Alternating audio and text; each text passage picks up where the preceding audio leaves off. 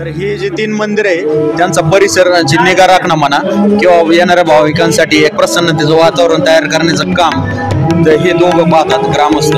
यांच्याकडून आपण हे कशा पद्धतीने काम पाहतात ते जाणून घेणार आहोत। नाव सांगा। दौलत बबन ढोकले। सकाळी 5:45-6च्या दरम्यान ते देवाचं स्नान आणि नंतर आरती वगैरे नित्यनेमाने केली जाते दररोज।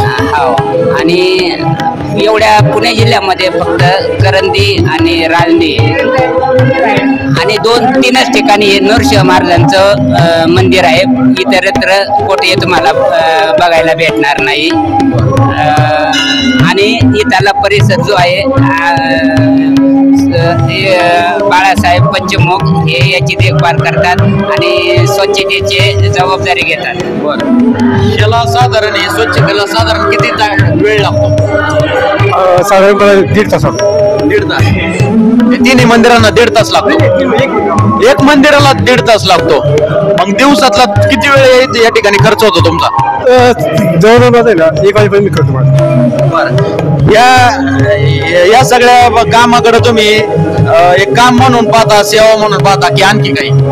हे काम बोलून नाही तर माझी सेवा आणि काम दोन्ही याच्यामध्ये। तर हे नरसिंह मंदिर करंदी गावातील आहे आणि याबद्दल यांचं कुलदैवत आहे मामांचं, तर त्यांच्याकडून आपण या दैवताबद्दल अजून काही माहिती जाणून घेणार। नमस्कार। हे नरसिंह मंदिर पुरातन मंदिर आहे।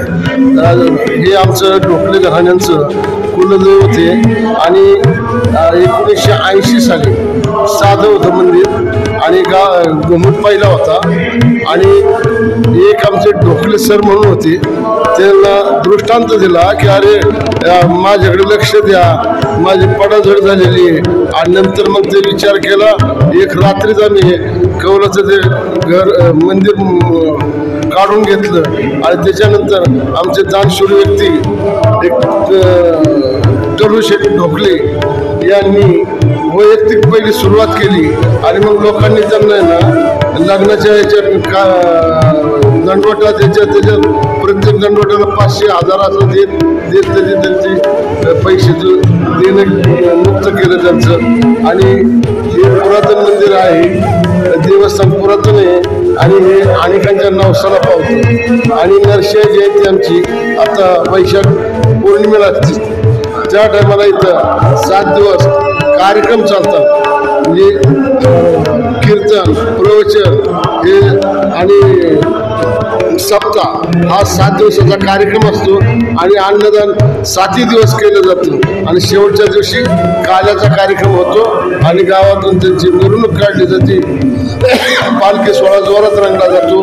त्याच्यात मग लोक सगळ्या महिला पुरुष सगळे एकत्र येतात किंवा त्याचा आनंद लुटतात, त्या फुगड्या खेळणे वगैरे वगैरे बारुड्याचे कार्यक्रम करणे, चालता सगळे हे कार्यक्रम आयोजन केलेलं असतं आणि आत्तापर्यंत हे कार्यक्रम व्यवस्थित चाललेला आहे आणि असाच पुढे चालू राहणार आहे।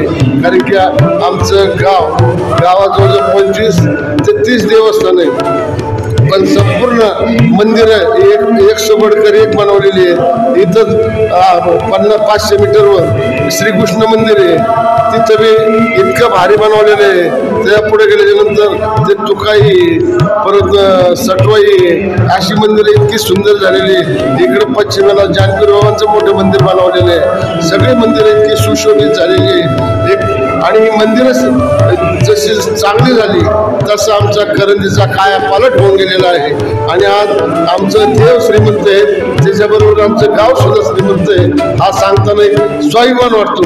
आणि आमच्या गावचं दुसरं एक समाजसेवक बाळासाहेब पंचमुख यांनी असा वसा घेतलेला आहे की हे बाळासाहेब अशी व्यक्तिमत्व आहे की यांनी एक समाजसेवा करायचे ठरवलेले, यांनी गावाची संपूर्ण साफसफाई करायचं काम केलेलं आहे आणि 10व्याच्या ठिकाणी तिथं साफसफाई करणं, परत संस्कार करतात त्या ठिकाणची साफसफाई यांनी असे वृत्त उचललेले आहे आणि त्यांचं लोकही सत्कार करतात कायमचं। प्रत्येक कार्यक्रमात त्यांना नारळ श्रीफळ देऊन त्यांचा सत्कार केला जातो, असे आमचे व्यक्तिमत्व आहे। आणि तसेच आमचे संतोषराव ढोकले हे या नरसिंह महाराजांची तन मन अर्पण पूजा करतात. सकाळच्या पर्यंत त्यांना स्नान घालणे, त्याची आरती करणे आणि नैवेद्य वगैरे सगळं करणे हे त्यांच्याकडे काम आहे.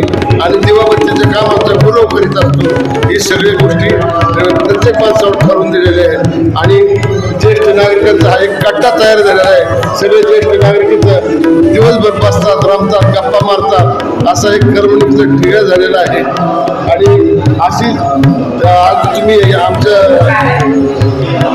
तुम्ही इथे येऊन आमची मुलाखत घेतली आणि आमच्या देवस्थानाला जगभर महाराष्ट्रभर तुम्ही प्रसिद्धी दिली, त्याबद्दल तुमचा आम्ही आभार मानतो. धन्यवाद. रामकृष्ण. तर तुम्हाला सांगायचं म्हणजे जेव्हा आम्ही वाटतो की सुरुवातीचं स्टार्टिंगचं जी सेवा भेटली ती नरसिंह मंदिराची सेवा भेटली. बरं, इथून चालू झाली. इथून सुरुवात पहिला आहे. बरं. आणि माझ्या देवाने मला प्रत्येक ठिकाणी एक अन्न देत म्हणजे पण नरसिंह मंदिरातली, नंतर मारुती मंदिर, त्यानंतर चौक, ते डांगर ठिकाण, मैत्री ठिकाण आणि महादेव मंदिराचं काम चालू असताना थोडा दिवस हे झालं, पण जस्ट चालू करायचं त्याचं मला ही सेवा माझ्याकडे भेटली. थोडक्यात माहितीसाठी सांगतो, बाळासाहेब जसं पंढरपूरमध्ये चोखोबाची पायरी आहे, तशी ही करंदीची बाळासाहेब पायरी आहे बघा. अत्यंत यांनी शब्द वापरलेला आहे. धन्यवाद रामकृष्ण.